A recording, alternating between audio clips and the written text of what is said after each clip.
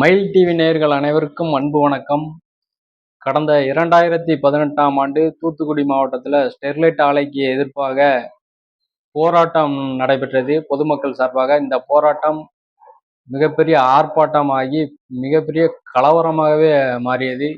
இதில் காவல்துறையினர் சுட்டு வீழ்த்தியதில் 15 நபர்கள் பலியாகினார்கள். இது மிக பெரும் சம்பவமாக தமிழகம் முழுவதும் பேர் அதிர்ச்சியை ஏற்படுத்திய இந்த நிகழ்வு பரபரப்பை நிகழ்த்திய இந்த சூழலில் சமீபத்தில் இந்த ஸ்டெர்லைட் ஆலையை மீண்டும் திறக்க வலியுறுத்தி பல ஆர்ப்பாட்டக்காரர்கள் ஸ்டெர்லைட்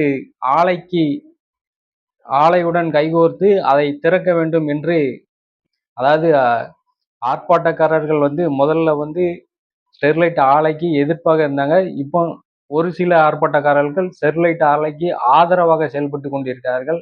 இது தூத்துக்குடியில 2 பிரிவுகளாக ஆதரவும் எதிர்ப்புமாக இரு குழுக்களாக இந்த ஸ்டெர்லைட் ஆலையை வைத்து 2 ஆர்ப்பாட்டக்காரர்கள், ஒரு ஆதரவாளர்கள் இப்படின்னு பேசிட்டு இருக்கிற இந்த சூழ்நிலையில் தூத்துக்குடி வழக்கறிஞர் சங்கம்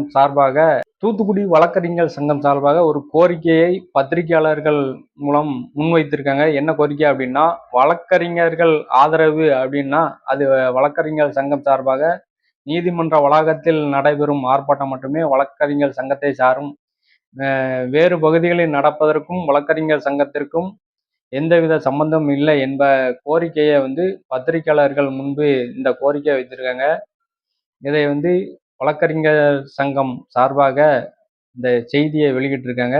இதை நம் மயில் டிவி சார்பாக வெளியிடுகின்றோம். சங்கத்தில் 3/4/2018ஆம் ஆண்டு ஒரு தீர்மானம் போடப்பட்டிருக்கிறது.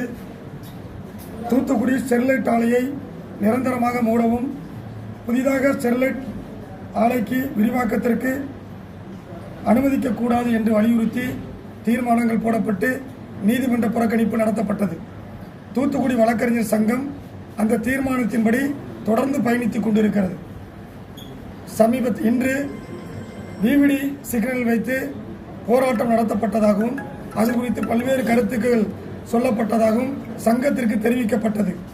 அங்கு நடந்த போராட்டத்திற்கும் தூத்துக்குடி வழக்கறிஞர் சங்கத்திற்கும் எந்த தொடர்பும் கிடையாது.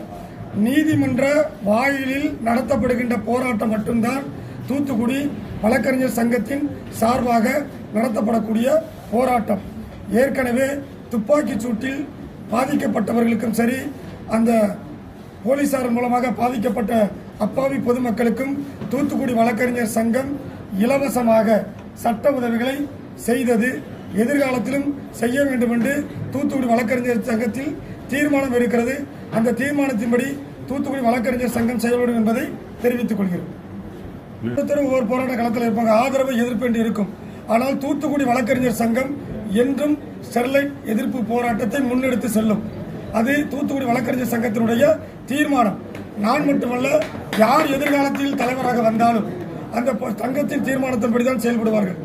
நீதிமன்றத்தின் வாயிலில் நடைபெறுகின்ற போராட்டத்திற்கு மட்டும்தான் சங்கம் பொறுப்பேற்கும்.